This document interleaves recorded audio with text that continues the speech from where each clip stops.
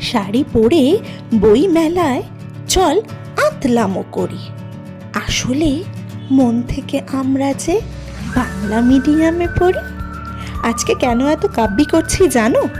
কারণ আজকে আমি একটা স্পেশাল জায়গায় গেছিলাম। কোন স্পেশাল জায়গা বলো তো? গেস করো।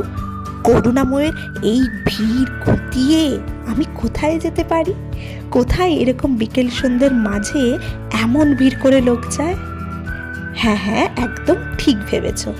৪৯তম আন্তর্জাতিক কলকাতা বই মেলায় গেছিলাম। আমার ভীষণ পছন্দের জায়গা। সেখানে ঢুকেই মনটা ভালো হয়ে গেল। স্টল ও স্টল ঘুরে বই দেখে কোনটা ছেড়ে কোনটা নেব ভাবছি। যদিও আমি প্রতি বছরের মতোই ভেবে গেছিলাম মনে মনে যে কোন বইগুলো আমার দরকার, কোনগুলো কিনবো, কোনগুলো একটু নেড়ে চেড়ে দেখবো। যেমন ভাবা তেমন কাজ। সেই মতো চলে গেলাম প্রথমে দেশ পাবলিকেশনে। দেশে সেরকম বই পছন্দ না হওয়ায় আবারও ভিড় গুটিয়ে বেরিয়ে এলাম। মনটা একটু খারাপই ছিল। কেন ছিল জানো? কারণ আমার যে বইগুলো দরকার সেটা একটা ছিল পত্রভারতীতে, আরেকটা ছিল আনন্দতে, এবং দুটোর বাইরেই ছিল বেশ কয়েক কিলোমিটারের লাইন। হ্যাঁ, কিলোমিটারের। তাও লাইনে দাঁড়িয়ে ঢুকে গেলাম পত্রভারতীতে, এবং ঢুকতেই দেখি শায়ক আমান বেশ হাসি মুখে সবাইকে অটোগ্রাফ দিচ্ছেন। খুব বলতে ইচ্ছা করছিল, শায়ক তোমার মিডনাইট হরর স্টেশনের কিন্তু আমি একদম রেগুলার লিসনার। ভীষণ ভালো লাগে তোমার লেখা আর তোমার প্রেজেন্টেশন।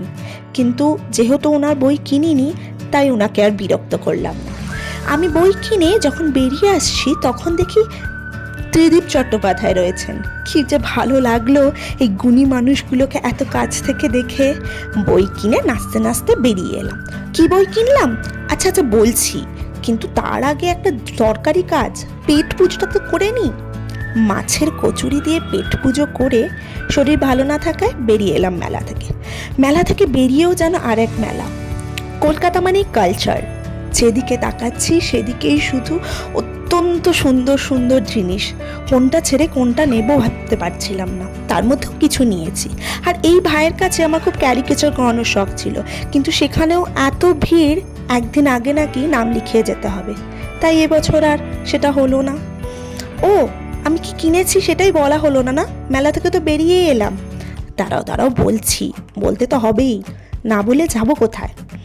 বেশ, আমি বরাবরই চেষ্টা করি স্মরণজিতের একটা বই কেনার, কারণ রিসেন্ট লেখকদের মধ্যে উনি আমার ভীষণ পছন্দের। আর সেকেন্ড পছন্দের যে মানুষটি রয়েছে তার গল্প আজকাল খুব শুনছি, অভিক অর্জুন দত্ত।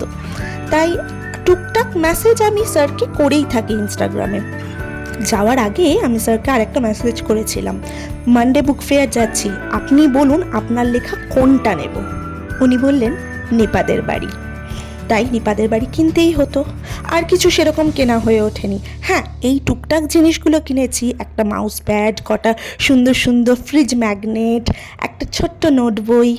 ব্যাস, এবছরের মতো এইটুকুই স্টক। হ্যাঁ, বইগুলো বাকি দুটো কেন নিইনি?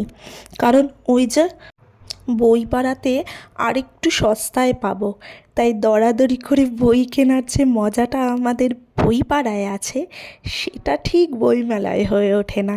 সেই বই পাড়ায় যাওয়ার অপেক্ষার জন্য এবছরের ঝুলিতে এইটুকুই।